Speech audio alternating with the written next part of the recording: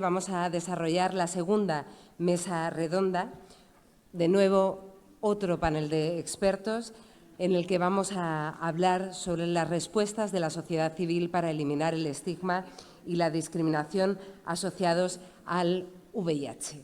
Os vamos a pedir, en la medida de lo posible, que nos ajustemos al programa previsto. Esta mesa va a estar moderada por el doctor Sanjay Bhagani, de la European AIDS Clinical Society, de la EACS, y por la doctora Stella Bivol, de la Organización Mundial de la Salud en Europa. Así que a ellos les cedo la palabra. Gracias.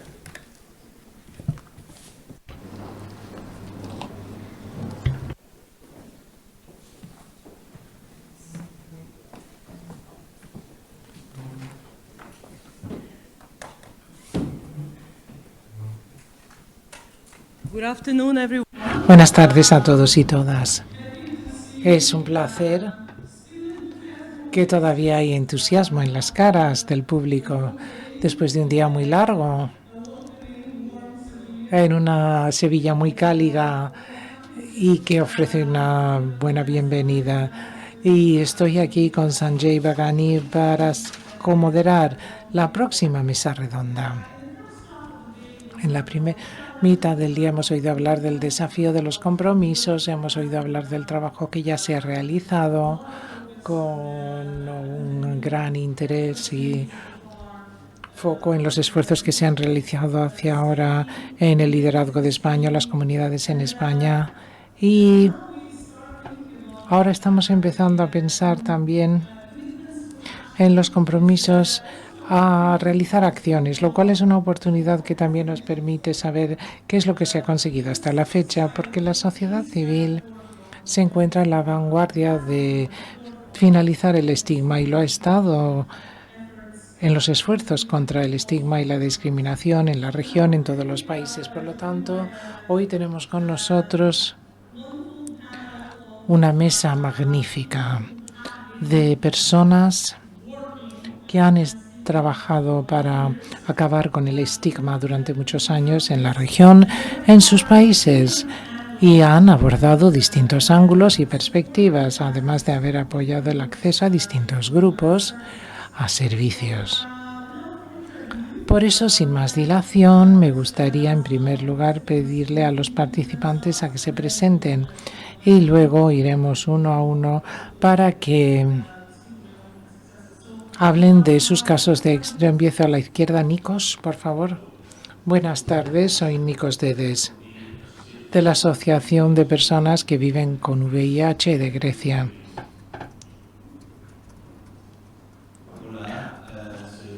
Fernández, soy el presidente de la EATG, la Organización Europea de Activistas que trabajan con VIH y SIDA. Estoy muy honrado de estar aquí con vosotros en este encuentro aquí con nuestros hermanos ibéricos también y estoy muy obviamente excitado con los resultados de esta reunión también.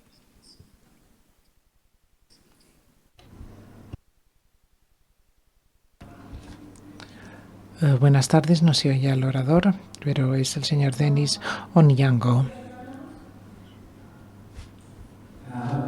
Hola, buenas tardes, soy Denis Onyango y trabajo con una organización, la Africa Advocacy Foundation, la Fundación de Defensoría África, que tiene sede en Reino Unido y Ámsterdam y Países Bajos y distintos países como Bélgica, Grecia, Francia, Alemania, Portugal, Suecia, Chipre, además de Francia y el Reino Unido.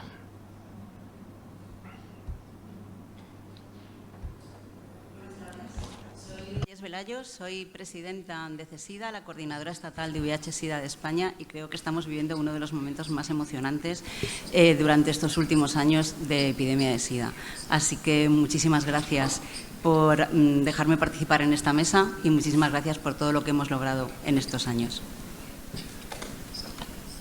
Hello, I'm Anna. Hola, yo soy Gana de Tovaca de la Eurasian Harm Reduction Association de Lituania. Estoy encantada de tomar la palabra aquí.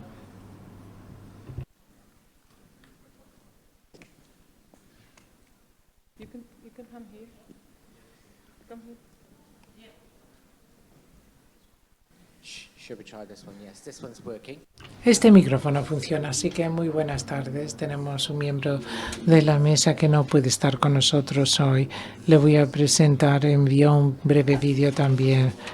Pietro Barbieri, del Comité Económico y Social Europeo. Así que, por lo tanto, ahora tenemos una mesa completa y lo que decidimos hacer es empezarle a cada uno de los miembros de la mesa que nos hablarán de la labor que han realizado y cuál ha sido la respuesta hasta el momento. ¿Dónde hemos de empezar? ¿Empezamos con Nikos y luego vamos hacia abajo o vamos así? Muy bien. En primer lugar, muchísimas gracias a Julia del Amo por su trabajo, por la invitación y a todos los colegas y las colegas españoles que han conseguido que el VIH sea una de las prioridades de la presidencia gracias a la ciudad de Sevilla y la gran labor que han realizado y que se ha hecho en la comunidad, sobre todo para trabajar contra el estigma. Hay tres cosas que me parece que en la comunidad tenemos que hacer para ir avanzando y esas tres cosas deberían de centrarse en los datos, en las coaliciones, los partenariados y el liderazgo que deberíamos de proporcionar. Luis con anterioridad nos dijo que el problema del estigma, además de la amenaza que todos hemos podido ver con las primeras representaciones de la muerte, con el SIDA y las ITS y lo que se decía en los 80, en cualquier modo implica que el estigma existe para las comunidades más vulnerables y débiles de VIH y para poder abordar y luchar contra el estigma del VIH como sociedad tenemos que abordar todo lo que sabemos: desigualdad de género, racismo, homofobia, transfobia, trabajadoras sociales, personas que usan drogas, con lo cual creo que tenemos muchísimas cosas que trabajar. He hablado de datos y voy a revisar solamente algunos de ellos. En 2021, durante el 40º aniversario, hicimos una investigación entre el público griego. Y el 29% de la población creía que era peligroso que tener personas como VIH y que no deberían de estar en trabajos de ocupaciones de tipo común. El 36% pensaba que la transmisión también se podría ocurrir con un beso y el 41% con la utilización del inodoro. Con lo cual esto es absolutamente increíble y casi imposible de creer todavía. Entonces mi primera petición a la presidencia española y a las agencias aquí presentes hoy es repetir la encuesta Eurostat de 2006 y ver si ha cambiado, porque estas eran preguntas de Eurostat, y ver si la ciudadanía de Europa entiende y sabe algo sobre estos conceptos básicos. Y también he dicho que hemos insistido en el estigma y la discriminación, pero ¿qué pasa con la amenaza, esa terrible amenaza, horrenda amenaza sobre el SIDA que está empezando a surgir? Otro tema que tenemos que tratar. Otro elemento en el que deberíamos de trabajar juntos, en lo que Simone nos ha dicho varias veces en la sesión anterior, es que tenemos una alianza y la reunión es una alianza propiamente dicha. Además, creo que las sociedades científicas forman parte de la sociedad civil, no son organizaciones estatutarias, y estoy encantado de que los tres presidentes, Sanjay, Esteban y Milos, estén aquí. No he visto nunca a tres expresidentes en una única reunión que no sea una reunión médica, a no ser las que organizan ellos mismos, sobre los niveles de cuidados que se ofrecen, que tampoco es médico, con lo cual no importa. Pero en Grecia hemos conseguido de alguna manera a implicar al presidente cuando visitó el punto de comprobación, el checkpoint griego, que son unas instalaciones específicas que tenemos para trabajar con el tema de VIH. Y él por primera vez visitó nuestras instalaciones el año pasado y lo interesante es que querían desarrollar una serie de iniciativas legislativas, con lo cual estas iniciativas son gratuitas, la verdad, con lo cual trabajar por ellas y conseguimos que pasen y que nos los ofrezca el Estado. Antes he hablado, por ejemplo, de la reproducción asistida para personas con VIH. Estaba prohibida en Grecia. Absurdo. Personas no podían ser miembros ni de la policía ni del ejército. ¿Y por qué no se cambia eso? Es muy fácil, es que es gratis. Eso es lo que hay que decirle al gobierno. La ley, las fuerzas de tierra de Reino Unido y Estados Unidos solo hicieron el cambio el año pasado, pero yo creo que una vez que lo hacemos y lo publicitemos, pues conseguiremos la atención que queremos. Voy a dejarlo aquí porque estoy seguro de que mis colegas tienen algo más que decir. Gracias, Nikos. Tengo que decir que no he visto 3 expresidentes de la EAGT durante tiempo. Hay tres expresidentes de la AETG. Y la verdad, sí, muchísimas gracias a todo el mundo. Porque al contrario de Luis, a mí me encanta practicar mi portuñol o españolés, pero no lo voy a hacer en inglés. Thank you, Nikos. Gracias, Nikos. Para empezar, el título de esta conferencia y de esta mesa es una de las respuestas, me parece a mí, al estigma y la discriminación. Necesitamos más respuestas comunitarias y no hay suficiente respuesta comunitaria a lo largo y ancho de Europa, sobre todo en Europa del Este. Por lo tanto, esto es una de las cosas en las que tenemos que trabajar para que haya más. No voy a decir que esta sea la solución porque tenemos que fortalecer también las respuestas de salud pública a la epidemia y fortalecer también el estigma relacionado con el VIH para garantizar que no vuelve a ocurrir, porque todos los índices de estigma que hemos estudiado en distintos países, incluido el mío propio, hemos observado que la asistencia sanitaria, los escenarios de la misma, es donde se experimenta más estigma y discriminación. Habiendo dicho esto, creo que estamos hablando sobre discriminación, que es una pandemia dentro de otra pandemia, y hemos de verlo como tal. Necesitamos tratar estas enfermedades que forman parte de otra enfermedad de las cuales hemos hablado ya, diciendo que no solamente está relacionado con el VIH, también está relacionado con las personas propiamente dichas, quiénes son, lo que hacen, de dónde proceden. Por lo tanto, esto también está muy relacionado con el estigma, porque nuestra población en algunas ocasiones ya están estigmatizados antes de de tener VIH. Por eso también tenemos que hablar del sexo, porque todo lo que rodea al sexo es tabú, está estigmatizado también. Y si no entendemos que no vamos a entenderlo, pues nunca podremos luchar contra el estigma que rodea este concepto. Una de las primeras cosas que que aprendí cuando empecé a trabajar como activista era 95-95, el 10-10-10 y todo eso, pero antes no teníamos.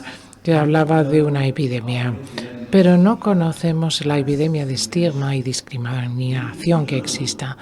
Necesitamos saber qué es lo que está ocurriendo. Nikos, de hecho, nos habló de repetir el Eurostat, pero yo digo que es que necesitamos indicadores de países, porque si no, ¿cómo vamos a saber si estamos avanzando o no?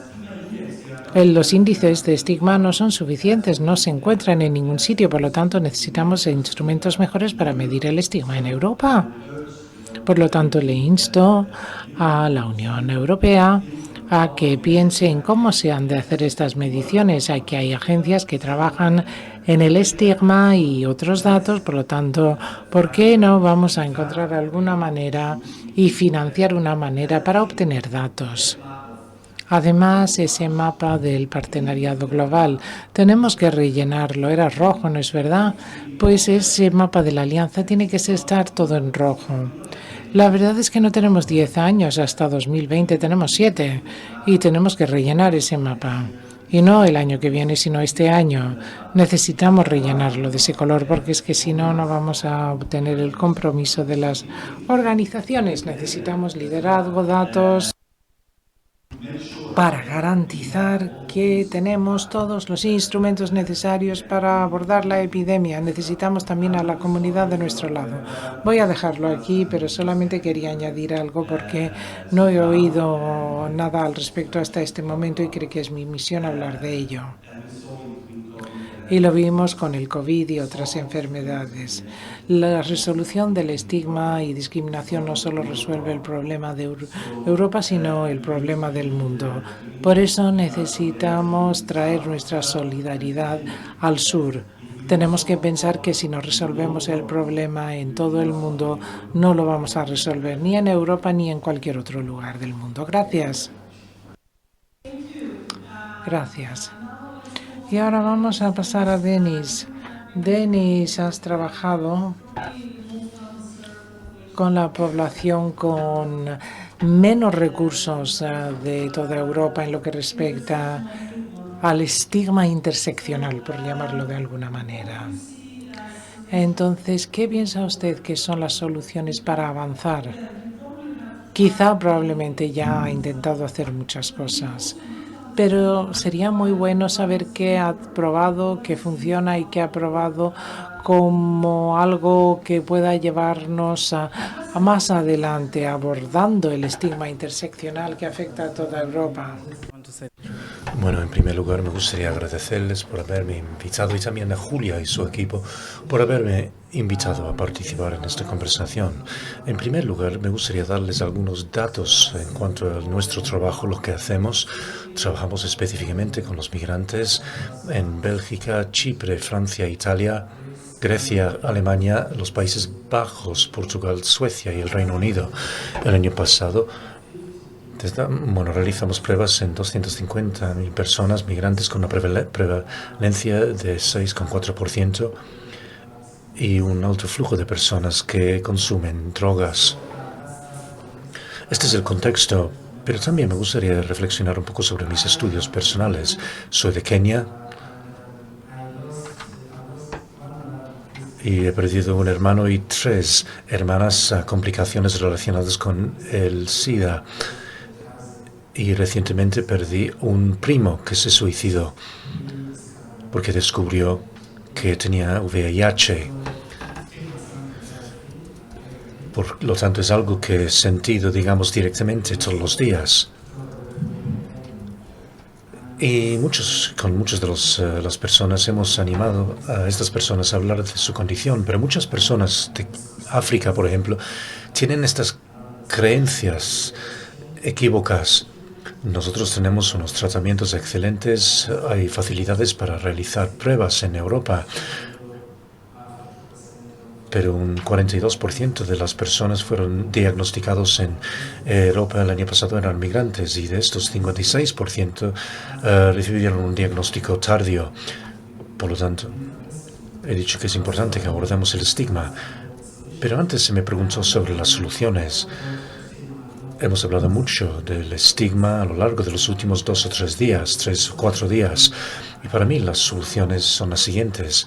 Como una persona que trabaja con pacientes, yo puedo abordar algunos de los problemas que sufran individualmente, pero generalmente cuando examinamos las políticas y potenciales soluciones para conseguir este nivel de 0, tenemos que considerar lo que ocurre a nivel político. Todavía en Europa hay 9 países que tienen políticas que impiden el acceso al tratamiento para los migrantes. Todos somos profesionales del sector. Entonces, este tipo de política no tiene sentido. ¿Cómo vamos a alcanzar este nivel 0 si sabemos que de los 10.000 migrantes diagnosticados el año pasado, había quizás 5 o 6.000 sin documentarse, incluso en el Reino Unido? Por lo tanto, para mí la solución se encuentra en la política y las políticas. Hay, por ejemplo, personas que tienen sexo con o hombres que tienen sexo con hombre que tienen un nivel de infección de hasta un 62%. Es una comunidad bien servida y tenemos acceso a toda la información. también me gustaría mencionar rápidamente un caso de estudio. Una mujer vino con un visado al Reino Unido, se enfermó después de un mes, fue hospitalizada durante 2 meses y no pudo trabajar durante el siguiente mes y medio. Se ha endeudado muchísimo. La empresa que la ha contratado pues no la ayuda. Y el problema es que no quiere revelar que tiene SIDA. Está pidiendo prestado dinero de amigos. Y esto es un ejemplo de cómo el estigma afecta a las personas. Hay muchas sugerencias, mis compañeros y compañeros han mencionado muchas recomendaciones, pero el tema principal sería la legislación y también este entorno muy hostil a nivel de las instituciones y en la sociedad en general. Son dificultades muy importantes. Muchas gracias. Muchas gracias, Dennis. Bueno, lo que vamos a hacer ahora es pasar a Mrs. Velayos, señora Reyes Velayos, presidenta de CESIDA en España. Y yo creo que también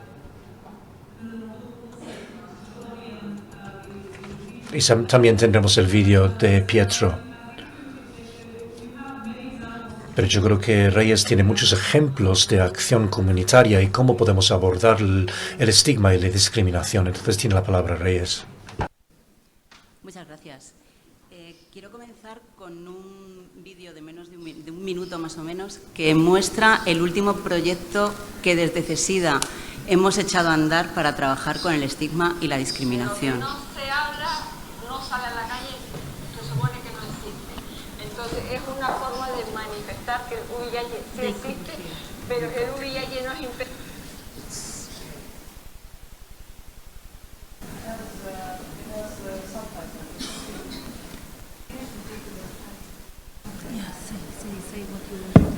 Para vivir con el resto de la sociedad. De lo que no se habla, no sale a la calle, se supone que no existe. Entonces es una forma de manifestar que el VIH sí existe, pero el VIH no es impedimento para vivir con el resto de la sociedad. El Pride positivo consiste en reivindicar, pero reivindicar con alegría. Una de cada 300 personas española tiene VIH y casi nadie conoce a una persona con VIH. Esto es muy importante porque es la primera vez que muchas personas que vivimos con VIH nos vamos a visibilizar todas juntas. He sido invisible durante 30 años, más de 30 años. Fui un poco queriéndome ocultar, pero luego después de ver el ambiente dije, esta es la mía. Es una liberación y es como que te quitas un peso de encima. 2 obras de teatro. Una de hombres con VIH y otro proyecto de mujeres con VIH, ciclo de cine, una exposición, deporte, formación y reivindicación.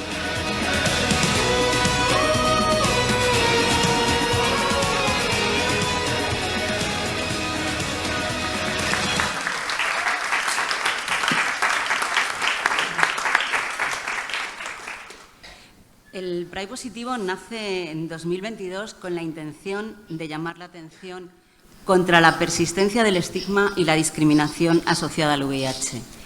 De ese proyecto que ejecutamos durante más o menos 4 meses, los últimos 4 meses del año, ha salido el tráiler que habéis visto, que es el tráiler de un documental que gracias a las redes sociales que ya hemos hablado en esta sesión y en este caso también de Filmin, de la plataforma Filmin, puede llegar a muchas personas.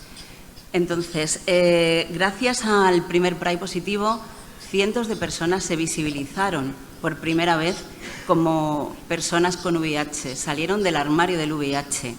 Y había dejado una frase para el final, pero creo que la voy a decir ahora para arrancar con esto. Voy a ser breve también. Y creo que después de esa visibilización de tantas personas con VIH que salieron a la calle, se manifestaron por sus derechos y por la visibilidad, para acabar con el estigma, aparte de agradecérselo, yo creo que ha llegado el momento en el que podemos decir que contra el estigma y la discriminación ya se acabó el silencio.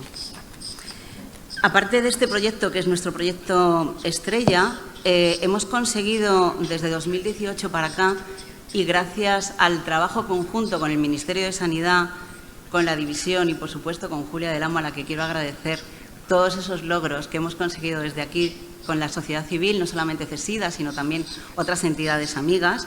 Y quiero enumerar todos esos logros que hemos conseguido y para el final voy a dejar los retos, que son muchos, pero voy a empezar por lo positivo.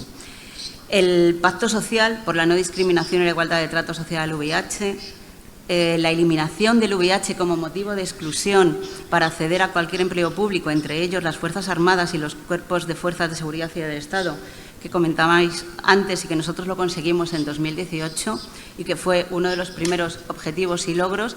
Y este año hemos conseguido también que no haya exclusión a las personas con VIH para trabajar con armas en la seguridad privada.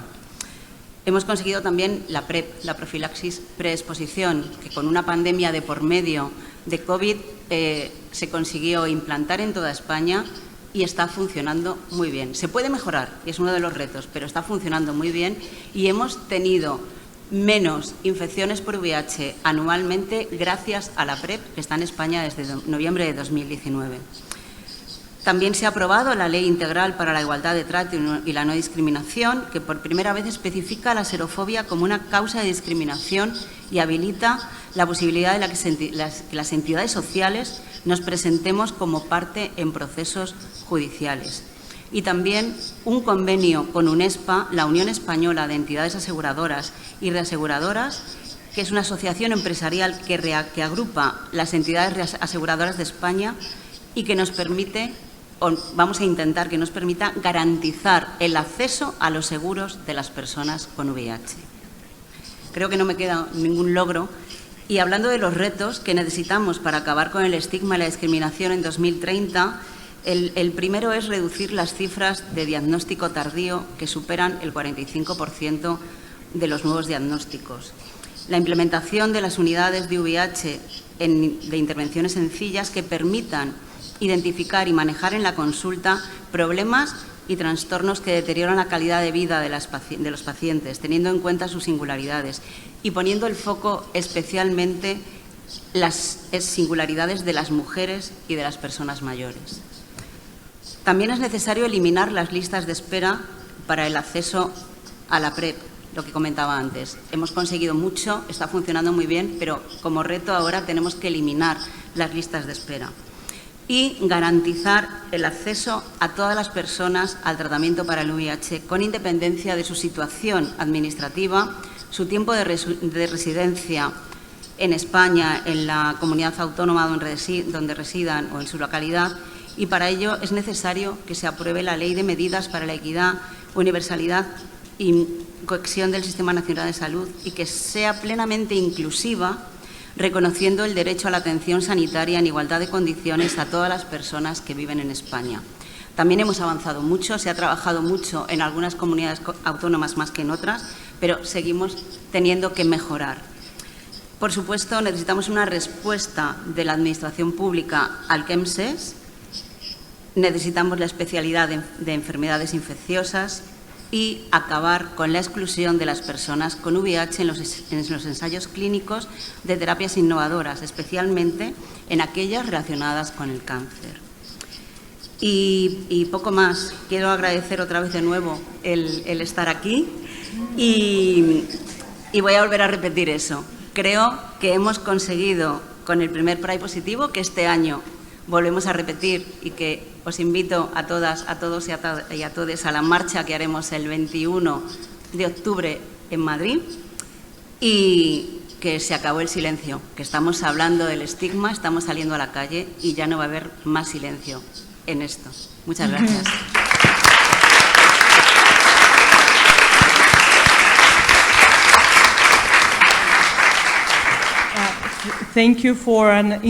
Sí, muchísimas gracias por sus palabras inspiradoras, pero también por su reflejo muy tangible de lo que puede hacer la sociedad civil para abordar el estigma, para reducir el estigma.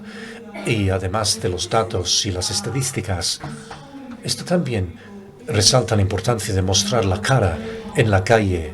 Es una forma muy potente y visual, quizás la forma más potente de mostrar que estamos aquí, queremos tener una vida normal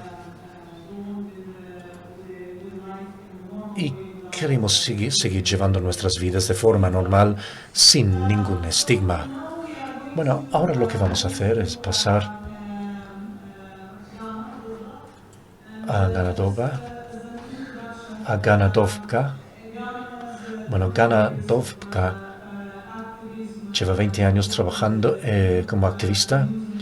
Personas que consumen drogas, que se inyectan diferentes drogas en más de 20 países. Tiene muchísima experiencia con ensayos de errores y de éxitos, desde la defensa de sus derechos, la acción jurídica. En su opinión, ¿qué se ha logrado y qué debemos lograr? Sobre todo en el caso de las personas que se inyectan drogas o consumen drogas en Europa. Bueno, obviamente quiero que recuerden Ámsterdam. Hay que perseguir el virus y no las personas. Recordarán nuestra campaña regional. Nuestra campaña regional refleja un poco todo lo que hacemos y este lema es algo que se ha incorporado en la estrategia de Global Aid, de ayuda global. Bueno, para ser breve, me alegra mucho que hoy estamos refiriendo este doble estigma. Creo que es importante referir a la decolonización. Cristóbal Colón inició un proceso clínico un poco difícil y quizás aquí en Sevilla podemos frenar este proceso. Ese es un proceso que empezó con la colonización. Bueno, obviamente es un ejemplo muy sencillo. Quizás Sevilla es un buen sitio para iniciar el proceso opuesto. No se trata solo de las personas que consumen o usan drogas o trabajadores sexuales o miembros del colectivo LGTBI o personas de, entre comillas, color, etc. Lo que hacemos en 29 países, documentamos diferentes casos, pero los datos exclusivamente no cambiarán la situación. Lo que sí cambiará la situación es presionando a los gobiernos y la penalización. Podemos trabajar en dos direcciones. Por un lado, ayudar a las personas a través de los servicios médicos y legales. Si podemos reducir el daño en el país o la ciudad y si hay suficientes fondos para los servicios de apoyo jurídico y también para asistencia psiquiátrica en el caso de sufrir violencia por parte de la policía o cualquier injusticia que se comete contra ellos. Y entonces se trata de ayudar a las personas y después defender diferentes casos, ejercer presión y fomentar un cambio en los procedimientos. Este es nuestro enfoque. Y realmente lo que hacemos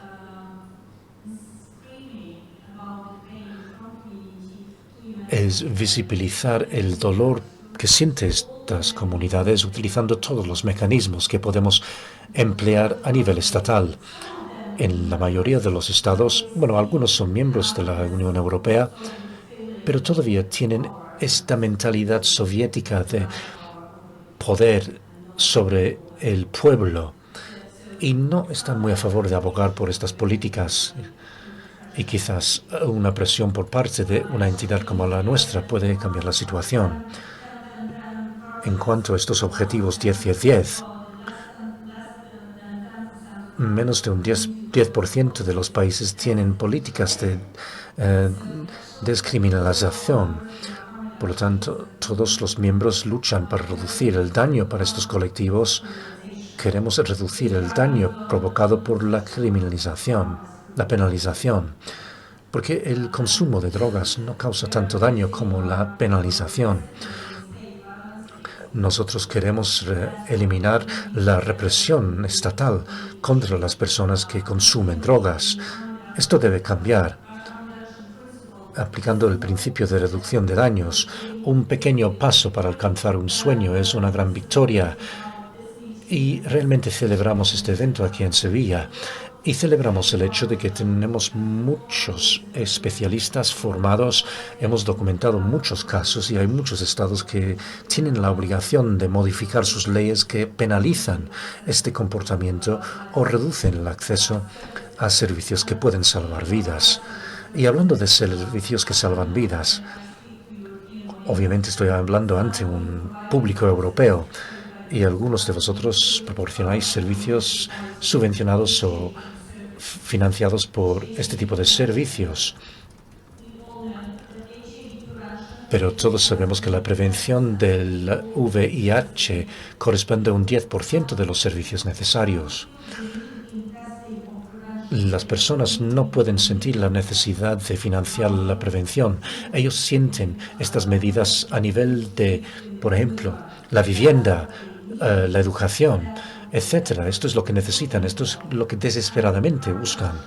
Y la reducción de daños es realmente lo que deberíamos buscar. Por eso me refiero tanto a la inversión en servicios comunitarios para ofrecer esta protección a la población.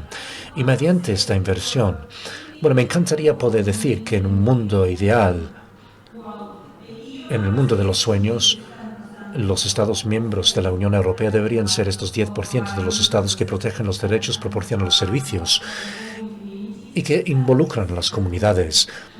Esto es una realidad, esto es algo que realmente ocurre y me alegra ver que hemos cosechado mucho. Tenemos muchísimos ejemplos que podemos utilizar como buenas prácticas. Lo grabamos en vídeos y lo mostramos a miembros de países que carecen de estos servicios, como en Bulgaria o Rumanía. Ahí carecen de estos servicios, pero no cuesta mucho dinero. Los servicios en sí, quiero decir, tienen un umbral muy bajo. Como la mayoría de los servicios comunitarios, pues son muy sencillos, son muy económicos. En muchos sitios se puede conseguir una oficina o un edificio por un precio económico, donde las personas pueden, por ejemplo, tomar una ducha o recibir comida o tomar algo. No quiero predicar a los conversos. Las agencias europeas tienen recursos y posibilidades para apoyar los países vecinos y candidatos. Hay países de los Balcanes que desde el punto de vista de los activistas y los ciudadanos quieren pertenecer a la Unión Europea, pero a nivel estatal existe todavía una mentalidad totalitaria, muy parecido a lo que había en la época soviética. O en Ucrania se está trabajando mucho, en Georgia, pero en Europa tuviéramos los mecanismos, las herramientas necesarias para ofrecer estrategias y recomendaciones y apoyos mucho más claros, sería mucho más fácil para nosotros superar muchas barreras. Y un último punto. Yo trabajo en el ámbito de la coordinación todo el tiempo y para nosotros es sumamente importante que a nivel europeo tenemos un foro de la sociedad civil sobre el uso de drogas, sobre el colectivo LGTBI, sobre la respuesta al estigma y discriminación relacionada con el VIH, como un mecanismo vivo para apoyar la coordinación de la sociedad civil, y queremos animarles a todos a utilizar estos mecanismos para delegar y lanzar este mensaje, para conseguir el apoyo de los voluntarios para estos documentos. Y un último punto.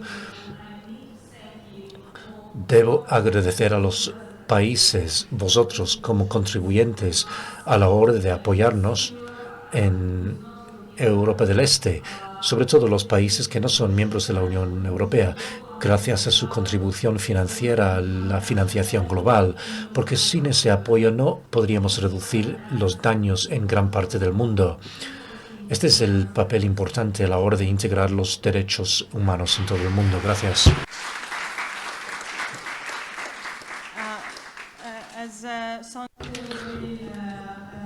Bueno, como Sanjay ya ha mencionado, tenemos una intervención en remota de Pietro Barbieri del Comité Económico y Social Europeo. Entonces, vamos a poner el vídeo de Pietro.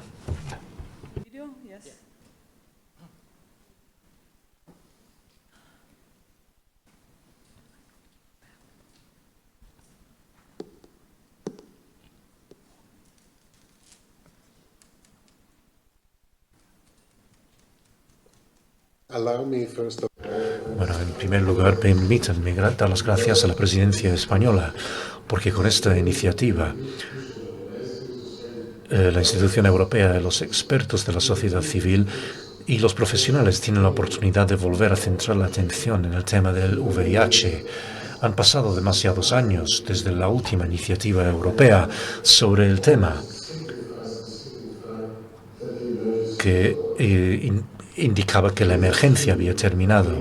Es cierto que los datos de los países europeos occidentales muestran una reducción significativa en cuanto al riesgo de contagio.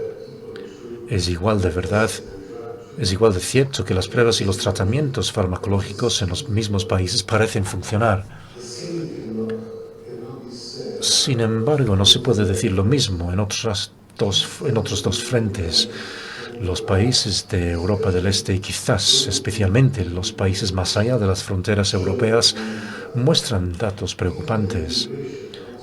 Dada la inmigración, también debido a la guerra rusa, a la agresión rusa en Ucrania, pues debemos esperar un crecimiento en cuanto a los datos también en los países de la Unión Europea.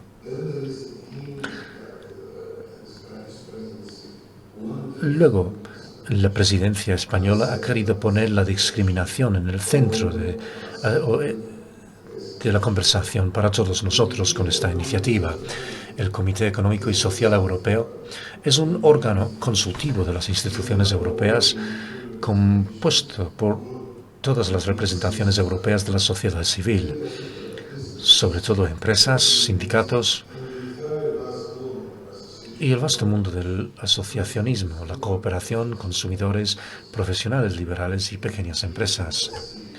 Y el CSE, el Comité Económico y Social Europeo, tiene la misión de emitir dictámenes sobre cada proyecto de directiva o borrador de directiva europea y no por iniciativa de la presidencia rotatoria de la Unión Europea. Se hace en un proceso democrático en el que la convergencia entre los diferentes actores interesados es el hilo conductor. La organización representativa constituye otro vehículo fundamental para la ejecución o la puesta en práctica de los principales valores, así como las directivas europeas. En el grupo de estudio creado específicamente para esta iniciativa, el debate fue muy animado entre colegas y expertos que fueron llamados para ofrecer sus aportaciones. Las fuentes de discriminación para las personas que viven con el VIH son múltiples y afectan a sus vidas de forma violenta. Hablamos del acceso al tratamiento y a las pruebas que no están garantizados en toda la Unión Europea. Hay violaciones de la intimidad, de su privacidad, que también afecta al personal sanitario. La discriminación es bastante fuerte en el acceso al trabajo y a la promoción profesional. Una de las discriminaciones más silenciosas y horribles es en el acceso a las hipotecas y préstamos. En definitiva, prácticamente en todos los ámbitos de la vida social y económica. Considerando esta situación tan extendida, fue aceptada de forma unánime por los representantes del Comité Económico Social Europeo. Y este hecho debe darse por sentado que, dado que entre esta representación, obviamente hay organismos que no son públicos y que llevan a cabo esta discriminación. Pero hay más. Desgraciadamente, la discriminación es el patrimonio de la sociedad civil en general y los representantes de la sociedad civil organizada no, se instalan o no se enmarcan al margen de este contexto. Sin embargo, es una idea que la Comisión Europea, presidida por Ursula von der Leyen, ha querido reforzar en cuanto al paradigma europeo. Se trata de fortalecer la idea de que Europa es un mercado único, con libre circulación y sobre todo se fundamenta en los derechos humanos para todos y todas y de acuerdo con el Estado de Derecho. La Unión por la Igualdad ha dado lugar a diferentes estrategias de tenencia en cuanto a la discriminación de género, discapacidad. Y esta iniciativa de la presidencia española va a implementar el área de discriminación que debe ser superada. Como he dicho, se va a tomar una decisión en el marco de la presidencia española en este camino complicado pero obligado. Y esto debe servir como nuestro faro. Me hubiera gustado estar presente y escuchar y compartir de vuestras ideas, incluso de forma informal. Lamentablemente, por motivos personales de última hora, no pudiera estar ahí con vosotros en Sevilla. Y con este mensaje les quiero prestar pleno apoyo de la comunidad en este tema tan importante. Muchas gracias. Thank you very much. Muchísimas gracias.